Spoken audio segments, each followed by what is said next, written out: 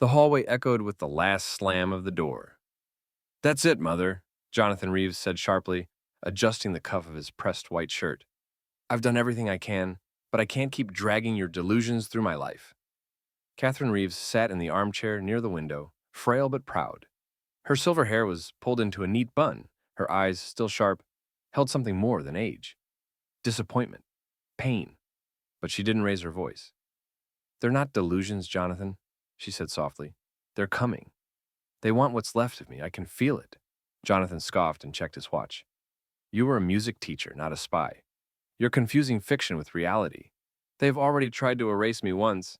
"Enough," he cut her off. "I've found you a place, quiet, clean, top care, Silver Pines. You'll be comfortable there." Catherine gave a short, bitter laugh. "Comfort is not what I need. I need you to listen." "I have listened for the past 2 years," he replied coldly. "To rants about watchers, papers stolen, people you think are vanishing. It's dementia. Mild or not, it's getting worse." "I don't forget music," she whispered, "and I don't forget lies." Jonathan looked away. There had been a time, long ago, when his mother's hands danced over piano keys and her voice filled concert halls. When she was proud of him, when he admired her. Before his father's death. Before the inheritance fights. Before she started seeing shadows. Now, all he felt was pressure, deadlines, a demanding wife, a career on the edge of something big, and a mother who kept calling with stories of strangers in the hallway and forged documents. She stood walking slowly toward him. "You used to play Chopin when you were scared. Remember that? You'd sit beside me at the keys. Now look at you. You run from fear, even when it's family." Jonathan's jaw tightened. "We're done here. I've arranged for the transfer tomorrow." Catherine stopped in front of him. "If I disappear, will you notice?" "I'll be paying the bills, that's enough." She didn't respond, just turned back to the window. As Jonathan walked out, he hesitated briefly at the threshold. For the first time in years, he felt something pressing against the walls of his well-structured mind. Doubt. But he buried it, like everything else. He didn't see the way his mother's hand trembled as she reached into the pocket of her sweater and pulled out a folded note. She stared at it and then tucked it into the lining of her suitcase. "If you find this, Jonathan, maybe you're still my son." Outside, the rain began to fall. The envelope was cream-colored, thick, expensive paper, no stamp, no handwriting. It had been slipped under Jonathan's apartment door sometime during the early morning. He picked it up absently, mid-phone call, barely looking, until he noticed the name. "Mr. Jonathan Reeves? Personal and time-sensitive." His voice faltered. "Yes, I'll review the proposal by noon," he said into the headset, but his attention was already elsewhere. "Send it to Carla." He hung up and sat down at the kitchen counter, flipping the envelope over. No sender, no postmark. With a cautious tug, he opened it. Inside was a single card, printed in elegant serif font. "You are invited to a farewell tribute in honor of Catherine Reeves. Saturday, 6 p.m. Bay Street Concert Hall, Auditorium B. Doors close at 6:05 p.m. sharp. No mention of death, no funeral or memorial. Just farewell tribute. No phone number, no RSVP, no logo." Jonathan frowned. He had received no call from Silver Pines, no confirmation of her death, no coroner's report. Could it be some kind of mistake? He grabbed his phone and dialed the number for the facility. After 6 rings, a receptionist picked up. "Silver Pines, this is Tricia. This is Jonathan Reeves. My mother, Catherine Reeves, is a resident there. I received something unusual today. Has something happened to her?" Pause. "I'm not authorized to discuss residents over the phone, sir." "You most certainly are. I pay your institution $8,000 a month."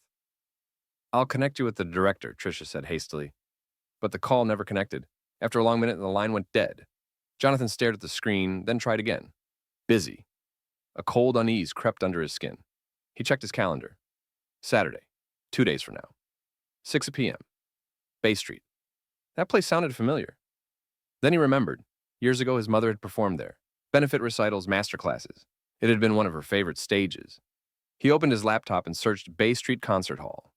The address matched. Auditorium B did exist, but there were no public events listed for that night. His fingers tapped the counter, restless. His wife Ava appeared at the doorway in a silk robe. Another crisis? He showed her the card. She read it, eyes narrowing. I'm sure it's some eccentric send-off, arranged by one of her music friends. Honestly, she probably planned it herself. You said she loved dramatics. She was scared, Jonathan murmured. She was always scared, John. Come on. Do you really think anything's wrong? He looked at her, but didn't reply. Later that night, alone in his office, he stared at the invitation again. Something about the phrase, farewell tribute, gnawed at him. It was too careful, too staged, and his mother always believed in endings, in curtains falling with meaning. Maybe this wasn't just another one of her performances.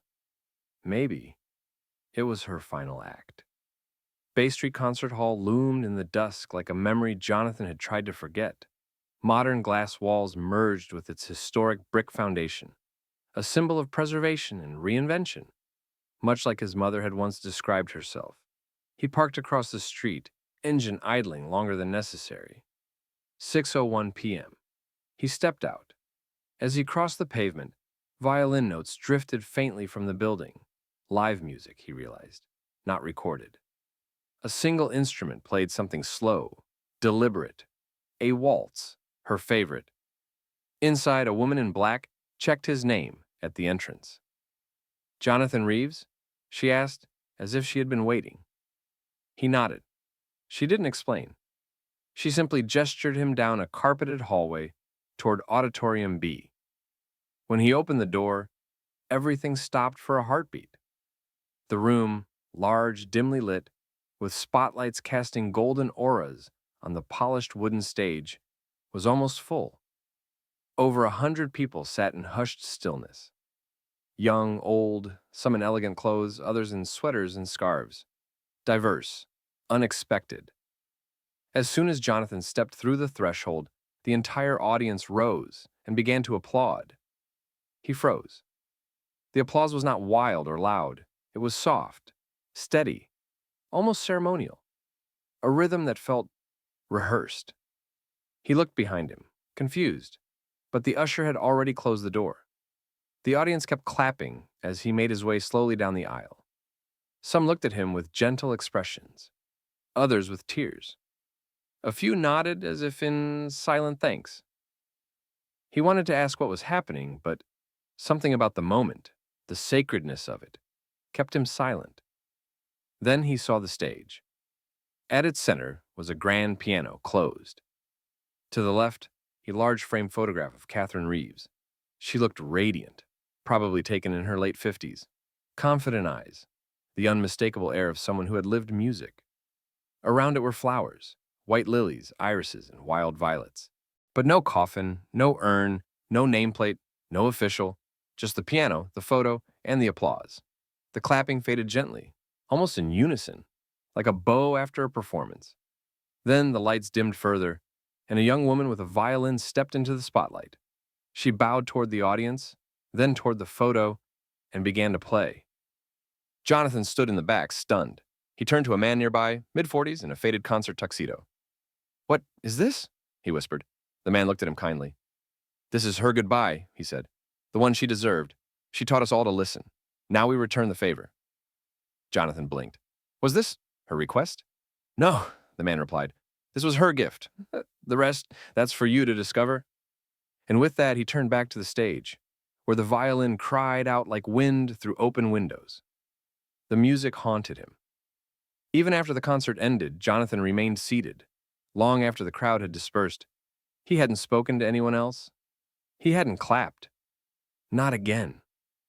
Instead, he'd stared at the empty piano on stage and wondered, where was the body? Where was the priest? The obituary? The death certificate? Even in the strangest of artistic send-offs, someone had to sign a document. But here, nothing. Just music, flowers, faces, and applause. Now, hours later, Jonathan pulled into the parking lot of Silver Pines Residential Center, headlights cutting through the fog of early dawn. The building looked the same.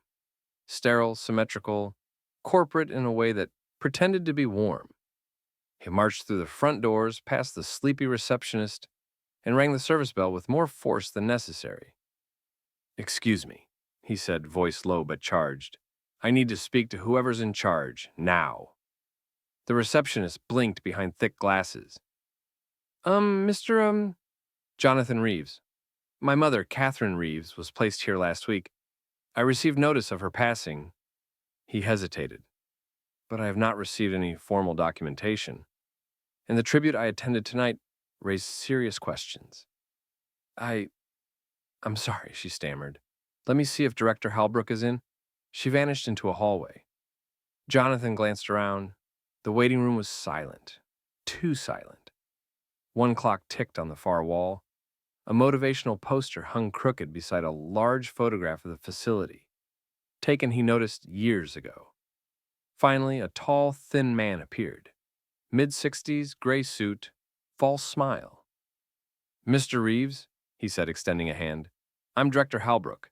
I understand you're looking for clarification about your mother." "Yes, I'd like to see her file, and speak to whoever handled her case." Halbrook's smile tightened. "Of course, but I'm afraid there's been a bit of confusion." Jonathan narrowed his eyes. "What kind of confusion?" "Well, you see, according to our logs, your mother's room was vacated 3 days ago." "Vacated?" Jonathan repeated. "She's dead, isn't she?" The director hesitated. "I was told she passed. That's what the invitation implied." Halbrook's voice lowered. "Mr. Reeves, there is no official record of her death on file." Jonathan's stomach dropped. "What?" "She left the facility on Monday, signed out. The staff member on duty believes she had your permission." "I didn't give any—" Jonathan stopped. "Signed out how?" "We have a digital log, but the security footage was overwritten. Standard procedure every 48 hours unless flagged. I'm terribly sorry." Jonathan's breath caught in his throat. "You're telling me she just walked out?" Halbrook avoided his gaze. "It appears that way. We assumed you knew." "She had nowhere to go." Silence.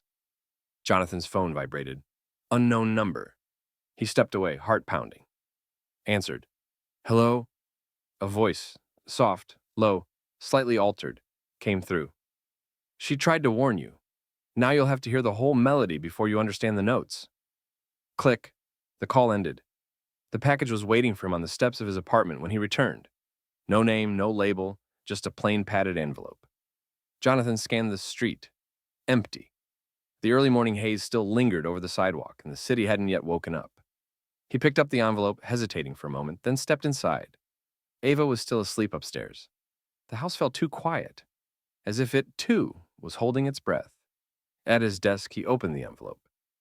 Inside, a small silver USB flash drive and a note, typed on plain white paper. "If you've come this far, you're ready to listen.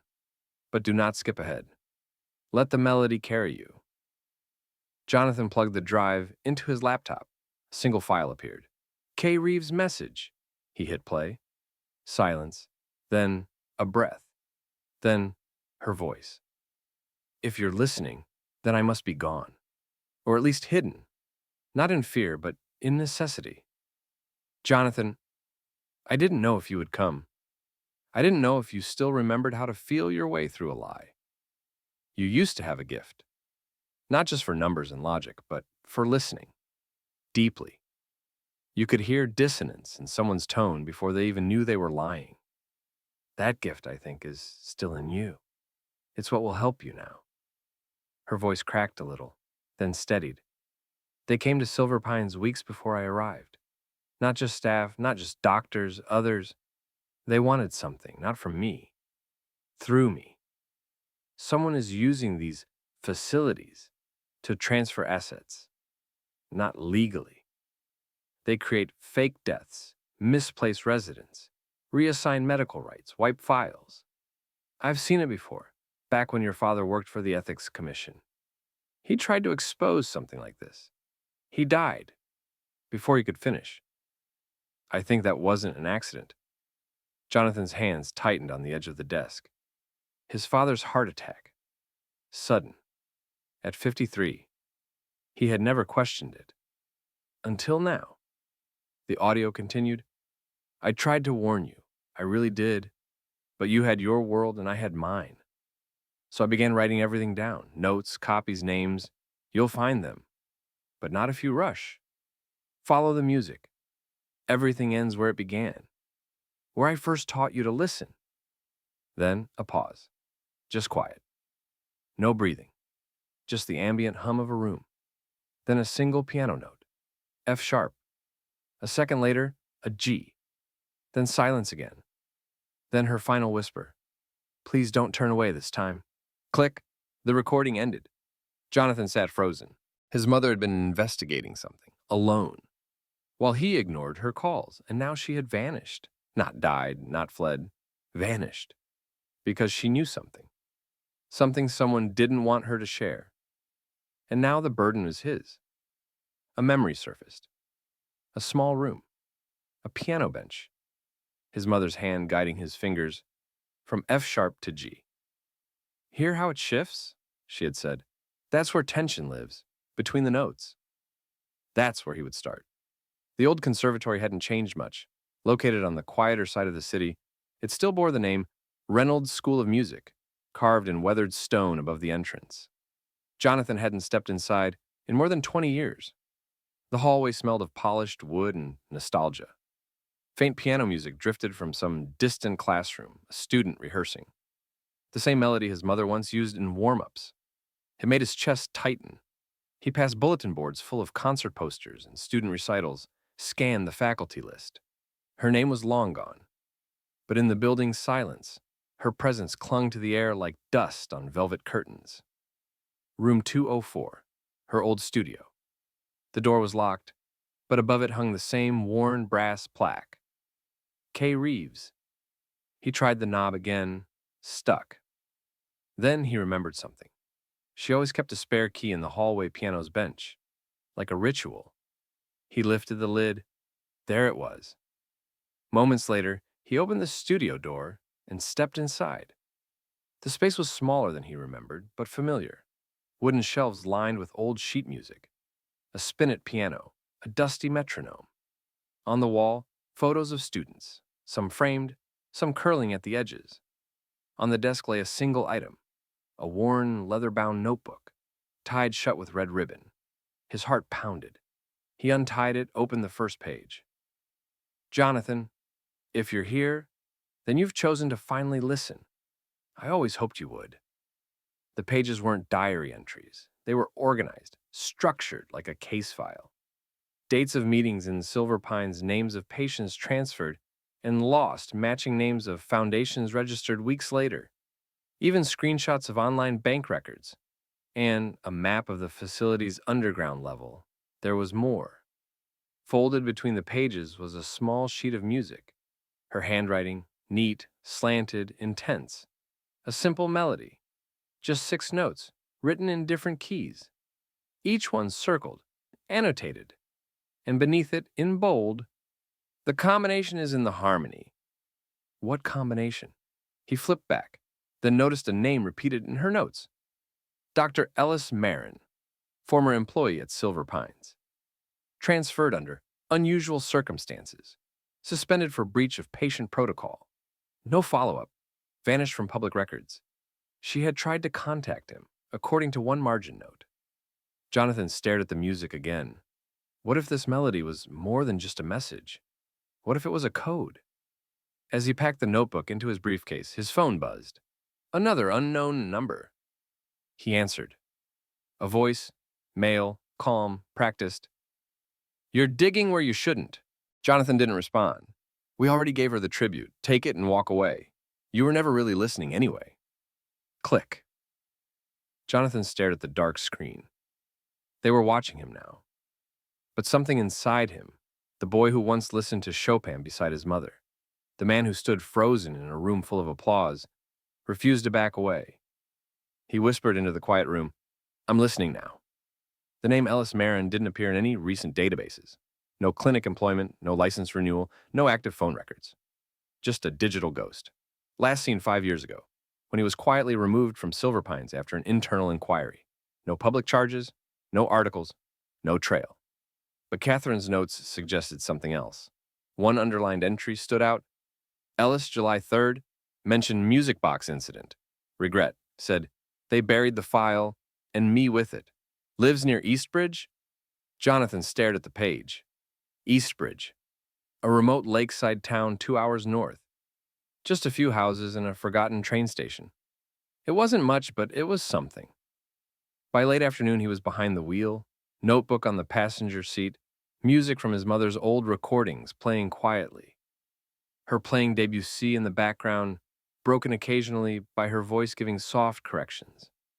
More feeling, Jonathan. Let it ache. The ache was there now, everywhere. He pulled into Eastbridge as the sun dipped low behind the hills. The lake reflected copper and gray, the wind bending through tall grass like sighs. The local store owner pointed him toward an old cottage down by the shoreline. Reclusive fella, the man said, keeps to himself, but polite. Sometimes hums to himself like he's stuck in a dream.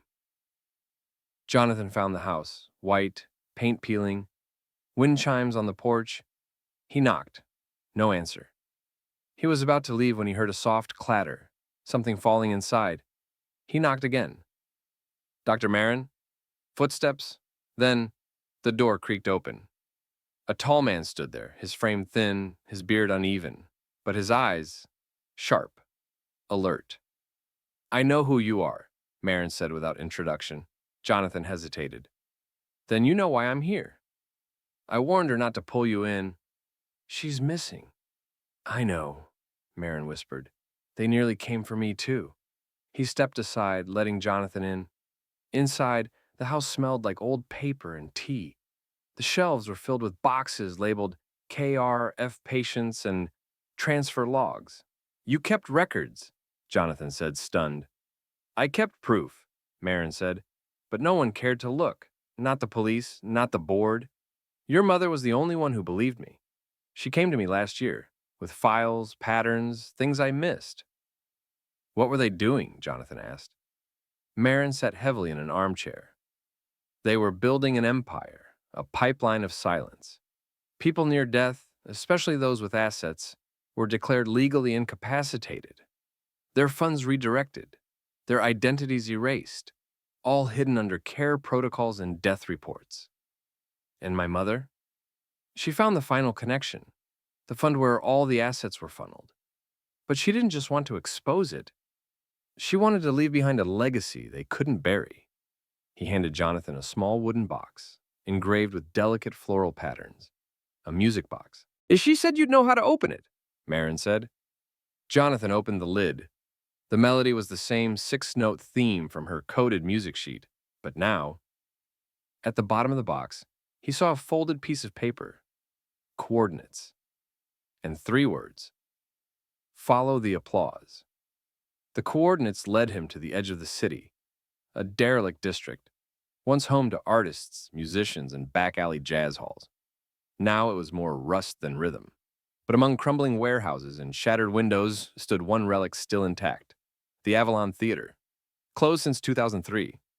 His mother had performed here once, a charity concert for refugees. He remembered sitting in the front row as a boy, watching her play the final piece to thunderous applause. He parked 2 blocks away. It was almost nightfall. The city lights hadn't reached this place in years. The front doors of the theater were chained, but a side entrance hung loosely, its lock rusted through. He slipped inside, flashlight in hand. Dust rose like ghosts. Rows of broken seats stretched out before him. The once golden curtains were faded to gray, stage lights dangling like the bones of a fallen chandelier. And then, a sound. Footsteps. He froze. Waited. Silence. He pressed forward toward the stage. It creaked beneath his feet, but it held. At center stage, taped to the floor beneath where the piano had once stood, was a small black envelope. He bent down, opened it. Inside, a USB stick and a note. 1 performance left, for those still listening. Behind him, the floor groaned. He turned. A figure stepped out of the shadows from the wings. Not Marin, not a stranger, the man from the Bay Street concert. The one who'd said, "She taught us all to listen." Now his expression was different. no warmth. "You were supposed to stay away," the man said coldly. "Who are you?" Jonathan asked, heart pounding. "A messenger. That's all I've ever been." He took a step forward. "She made a mistake trusting you." "What do you mean?" "She believed in redemption. Believed you'd change." Another step. "But some stories don't get rewritten. Some endings stay buried." Jonathan tightened his grip on the USB.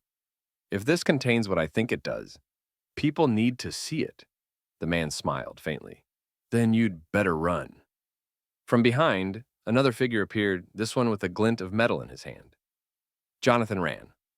Off stage, through the wings, down a backstage corridor. Doors slammed behind him. He stumbled into the basement, heart thudding like a drum solo. There, a door marked projection room. He locked it behind him, breathing hard. Inside, a dusty film projector. Old speakers, a desk with cables, and, yes, a working laptop connected to an emergency generator. He plugged in the USB. A single file. Final Reeves presentation.mp4. He played it. His mother appeared on screen, seated at a piano, eyes tired but defiant. "If this is being seen, then I am gone, but not erased. My name is Catherine Reeves. I was part of a system that turns inheritance into industry, that converts memory into money.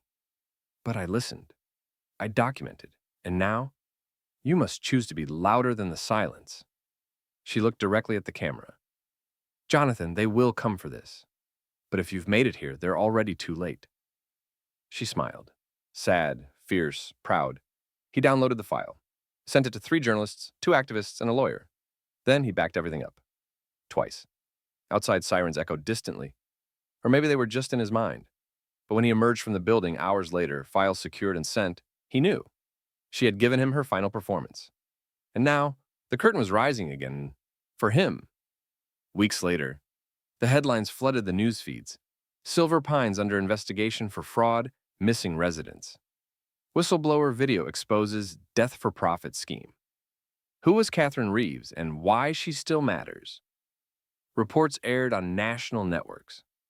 The video of Catherine, edited with footage from her past, concerts, interviews, students, had gone viral.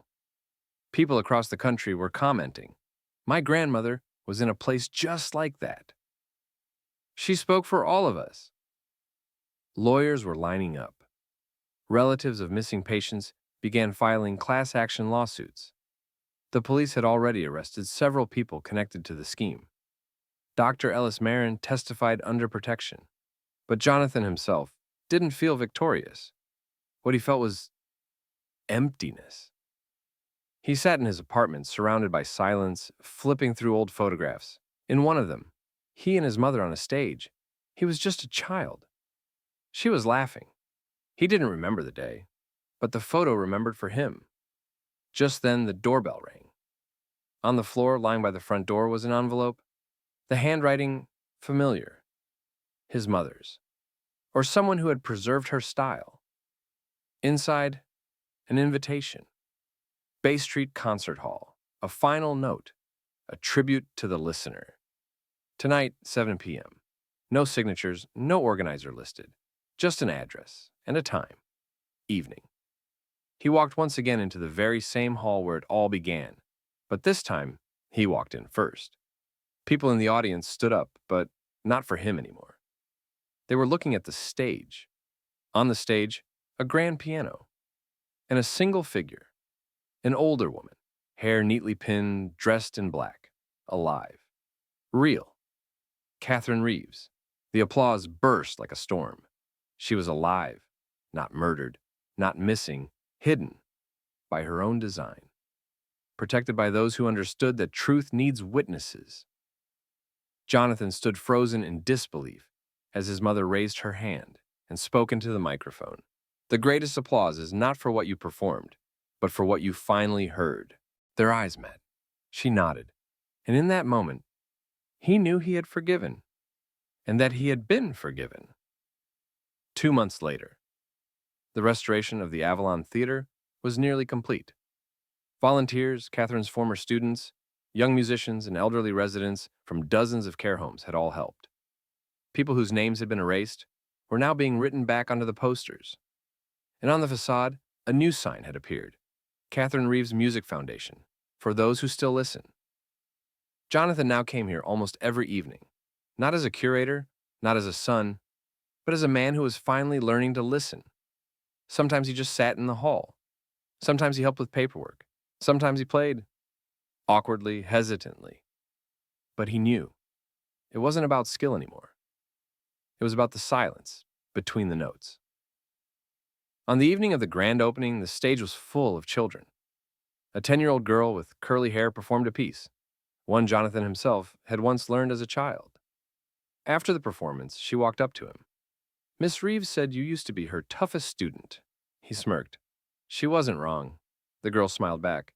"She also said you had the best ear. Just took you longer to trust it." He didn't answer. He simply looked at the stage. Catherine was standing there, watching him. And that night, when the choir performed the final piece, an original composition written from her notes, Jonathan was the first to stand, and he began to applaud. The crowd rose after him. The applause filled the hall, loud, lasting, and on their feet. But this time, it wasn't for goodbye. It was for a beginning.